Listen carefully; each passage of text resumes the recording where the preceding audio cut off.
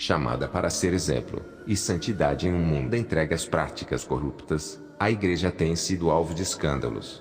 São muitas as notícias que figuram nos jornais, envolvendo por vezes pastores e representantes eclesiásticos, que, ao não observarem a vontade e direção de Deus, passam a envolver-se em intrincados esquemas de benefícios pessoais.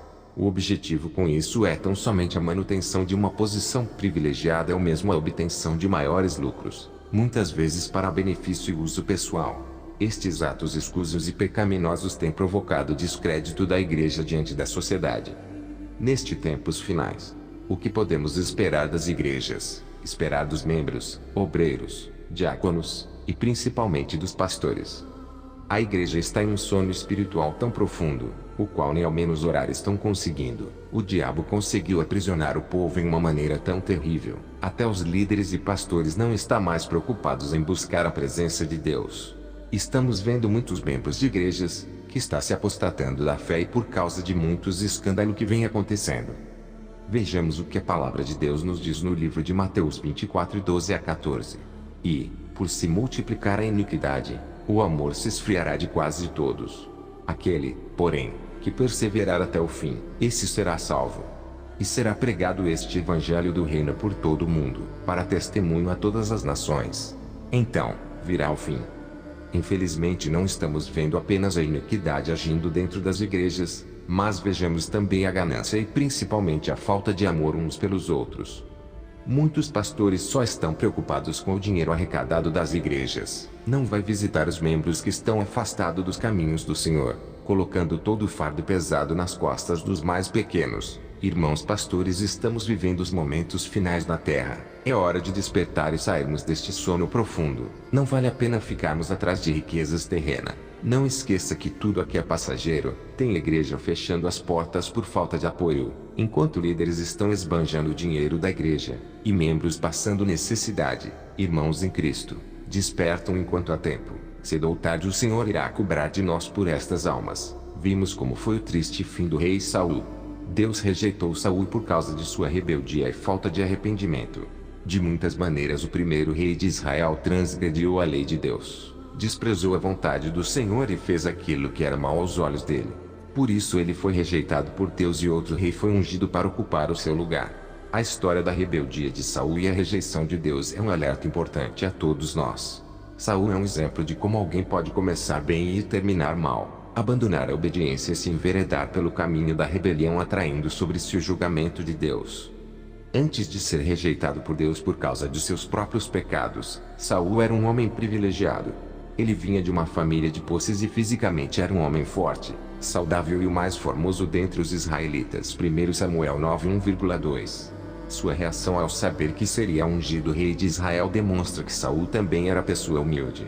Ele não se considerava digno de reinar sobre o povo de Deus. 1 Samuel 9:21, 10 e 22 a 24. Além disso, naquele tempo Saul era uma pessoa preocupada com sua comunhão com Deus. Ele foi usado pelo Espírito do Senhor para fazer grandes coisas. 1 Samuel 10, 6 a 10, 11, 6 a 11.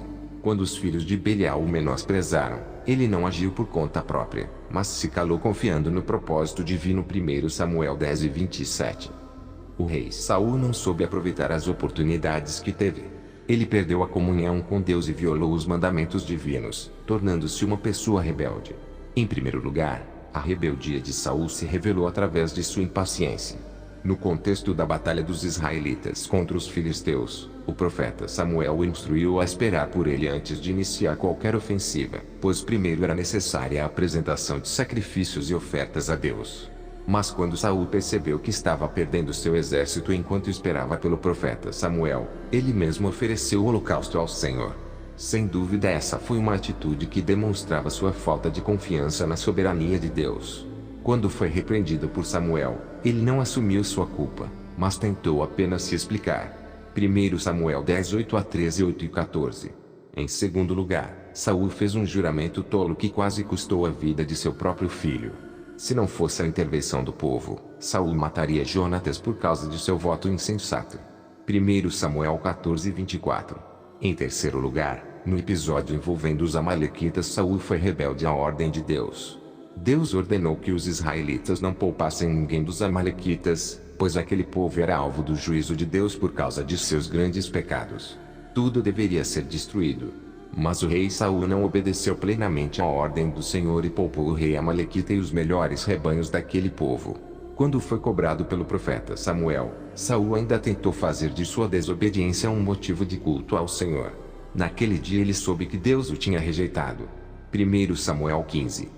Por isso, pastores e líderes, não vamos brincar com as coisas de Deus, vamos se despertar e lutar pelas almas, fazer o possível para ganhar o máximo possível de alma para nosso Deus. Cuidem do rebanho de Cristo, visitem os membros. Dê o máximo possível de cada um de vocês de todo o coração, o Senhor irá recompensar a cada um conforme vossas obras. Não podemos esquecer do que a palavra de Deus nos diz. Rogo-vos, pois, irmãos, pela compaixão de Deus, que apresenteis os vossos corpos como um sacrifício vivo, santo e agradável a Deus, que é o vosso culto racional. Romanos 12:1. A Igreja de Cristo também ora por seus pastores e líderes. Quando alguém souber de alguma coisa, não fiquem julgando ou criticando. Não esqueça que resolvemos qualquer problema através da oração. Se ficarmos se levantando ou falando mal, para nada vamos ter proveito. Vigiem nas redes sociais. Vamos ser instrumento de bênçãos levando a palavra de Deus, com amor e dedicação. Deus abençoe a todos.